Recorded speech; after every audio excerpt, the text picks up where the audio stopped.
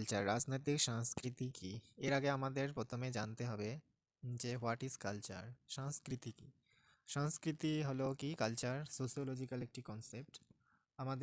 আমরা যে সমাজের সদস্য হিসাবে আমাদের সমাজে যা কিছু কি এই কালচারের সাথেই জড়িত। কালচারে বিভিন্ন নর্মস ভ্যালু এগুলো আমাদের যে সমাজের মধ্যে হয় সেগুলো কি আনরিটেন রুলস, কোথাও লেখা নেই।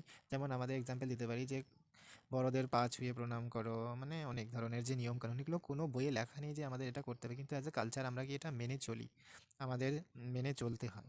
যার যেরকম কালচারে আমরা বড় হয়েছি যেখানে, সেই কালচার অনুযায়ী আমরা ডেভেলপ হই। এটা হচ্ছে কালচার। আর সোশ্যালাইজেশন, সামাজিকীকরণ, learning of culture. Learning of culture মানে সংস্কৃতি, মানে আমাদের কালচার কালচার শেখার যে মানে প্রক্রিয়া, সেটাই হচ্ছে সোশ্যালাইজেশন। এরপর আমরা কালচার এবং পলিটিক্যাল কালচার এটা দেখবো আমরা।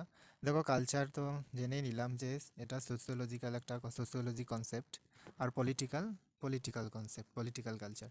কালচার যেমন শুধু ইনক্লুড অনলি মানে কেবলমাত্র নর্মস এবং ভ্যালুর মধ্যে, সমাজের যে নর্মস ভ্যালুগুলো রয়েছে তার মধ্যে আবদ্ধ থাকে।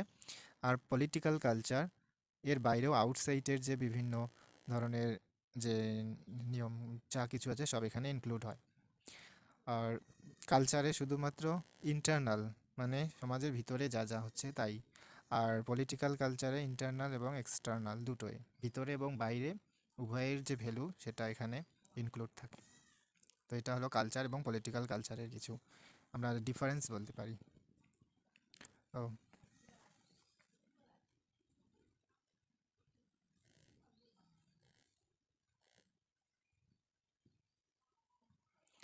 দেখো, আমাদের কোনো পলিটিক্যাল সিস্টেম জানতে হলে আগে আমাদের কি সেই পলিটিক্যাল সিস্টেমের যে কালচার সেটাকে ভালোভাবে জানতে হয়, তবে আমরা একটা পলিটিক্যাল সিস্টেম সম্পর্কে জানতে পারি।